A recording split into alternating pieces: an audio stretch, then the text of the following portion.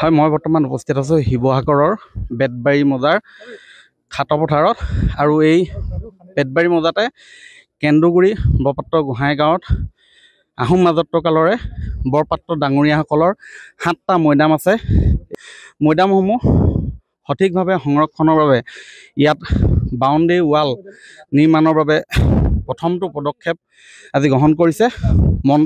অসম চৰকাৰৰ কেবিনেট মন্ত্ৰী পীযুষ হাজৰিকা উপস্থিত হৈছেহি আৰু তেওঁ ইয়াত এই বাউণ্ডেৰী ৱালৰ বাবে ইতিমধ্যে আধাৰশিলা কৰিছে। লগত মই দেখুৱাইছোঁ ইয়াত উপস্থিত আছে থাউৰাৰ বিধায়ক, ডিমৌ সমষ্টিৰ বিধায়ক সুশান্ত বৰগোহাঁই। ইয়াতে 7টা মৈদাম আহোম ৰাজত্বকালৰ আছে এই খাটপথাৰত বৰপাত্ৰ ডাঙৰীয়াসকলৰ। অকণমান আমি ভাষ্য ল'ম ইয়াতে।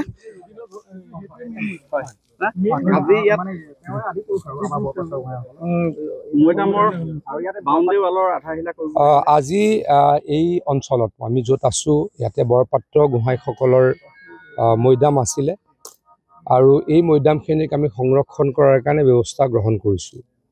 আমাৰ টাই আহোম ডেভেলপমেণ্ট কাউন্সিলে আজি এই কামটো আৰম্ভ কৰিছে। আমি তাৰ আধাৰশিলা কৰিবলৈকে ইয়াত আহি উপস্থিত হৈছোঁ আৰু অনাগত সময়ত আৰু অলপ কাম কৰিব লাগিব। মই অকণমান চায়ো ল'লোঁ। আমাৰ কেইবাটাও ইয়াতে মৈদাম আছে আৰু যি মৈদামে আমি সকলোৱে জানো আমাৰ অসমখনক যথেষ্ট সন্মানো দিছে। আমাৰ চৰাইদেউৰ মৈদাম বিশ্ব ঐতিহ্য ক্ষেত্ৰত সোমাইছে।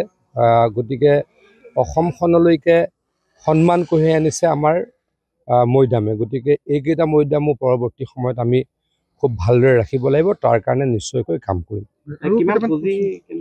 এই মুহূৰ্তত 40-45 লাখ টকা দিয়া হৈছে। সেইকাৰণেই মই কৈছোঁ, মই যে প্ৰথমেই ক'লোঁ আৰু কৰিব লাগিব, কিন্তু পৰ্যাপ্ত নহয়। পৰৱৰ্তী সময়ত আৰু দিবলৈকে নিশ্চয়কৈ চেষ্টা কৰিম। আৰু দুজন প্ৰশ্ন সোধোঁ জনজাতিকৰণৰ ওপৰত, যিহেতু বিষয়টো প্ৰাসংগিক হৈ আছে আৰু শীতকালীন অধিৱেশনত মন্ত্ৰী গোটৰ প্ৰতিবেদন দাখিল হ'ল। তাৰপিছতে কিছুমান কথা আহিছে যে বিধায়ক অখিল গগৈৰ বিষয়ত প্ৰশ্ন কৰিছে যে এয়া ভুৱা বুলি। আনহাতে কোচ ৰাজবংশী ছাত্ৰ সন্থাও এই ক্ষেত্ৰত অসন্তুষ্ট বুলি ইতিমধ্যে যিসকলে আন্দোলন কৰি আছে তেওঁলোকতো সন্তুষ্ট। আপোনালোকে হয়তো ভালদৰে জানিব, কাৰণ এইখিনি অঞ্চলতে আপোনালোকেও তেখেতসকলক পায়ে থাকে। আৰু মই মন্ত্ৰী গোটৰ যিহেতু সদস্য বা মই ছ'চিয়েল জাষ্টিছ ডিপাৰ্টমেণ্টৰ মন্ত্ৰী, মই দল সংগঠনৰ বহু ব্যক্তিক লগ পায়ে থাকোঁ। আমাক কোনো এতিয়ালৈকে জনোৱা নাই তেখেতলোক অসন্তুষ্ট বুলি। গতিকে যিসকল ব্যক্তিয়ে অসন্তুষ্টিৰ কথা কৈছে তেখেতলোকে ৰাজনীতি কৰিছে। কিন্তু ওলোটাই আমি দেখিছোঁ যিসকলেই আন্দোলনটোৰ লগত বহুদিনৰ পৰা জড়িত তেওঁলোকে আনকি আতচবাজি কৰি ফূৰ্তি কৰিছে। মানে আগতে কোনো কৰা নাছিলে। হিমন্ত বিশ্ব শৰ্মা ডাঙৰীয়াই এটা বোল্ড ষ্টেপ হাতত লৈছে। গতিকে ৰাজনীতি কৰা ব্যক্তিসকলে কৈছে যে তেওঁলোকে আমি তেখেতলোকক ঠগাইছোঁ। এই জনগোষ্ঠীৰ 6 জনগোষ্ঠীৰ ব্যক্তিসকলক একেবাৰেই নাই। আমি আকৌ কৈছোঁ এটা বোল্ড ষ্টেপ হাতত লৈছোঁ।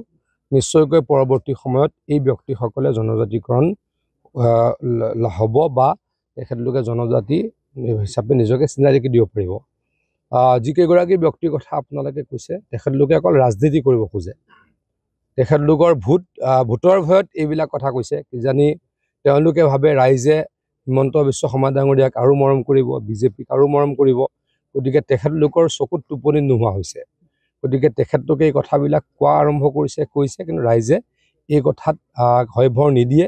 ৰাইজে তেখেতলোকক সমৰ্থন নকৰে। আৰু একেবাৰে শেষৰ প্ৰশ্ন এটা হ'লো যে সমাগত বিধানসভা নিৰ্বাচন, গতিকে আৰু বিজেপিৰ যিটো মিত্ৰজোঁটে কেনেদৰে আগবাঢ়িব? মিত্ৰজোঁট থাকিব একেলগে। বহুদিন ধৰি আছোঁ, একেলগে থাকিব আৰু সকলোৱে নিজ নিজ শক্তিৰে ইলেকশ্যন খেলিব, একেলগে খেলিম। যাৰ যিমান পাবলগীয়া আছে তেওঁলোকে সকলোৱে পাব। মই ভাবোঁ, মই বিজেপি দলৰ সৰু এগৰাকী কাৰ্যকৰ্তা, মই বহুত ডাঙৰ কথা নাজানো, ক'ব নোৱাৰোঁ। গতিকে মই ভাবোঁ যে আমি একেলগে ভালদৰে দুইটা পাৰ্টি বা গোটেইকেইটা পাৰ্টীয়ে, অকল দুটা পাৰ্টি নাই, কেইবাটাও পাৰ্টি আমি আছোঁ, সকলোৱে ভালদৰে মিলা প্ৰীতিৰে ইলেকশ্যন খেলিম।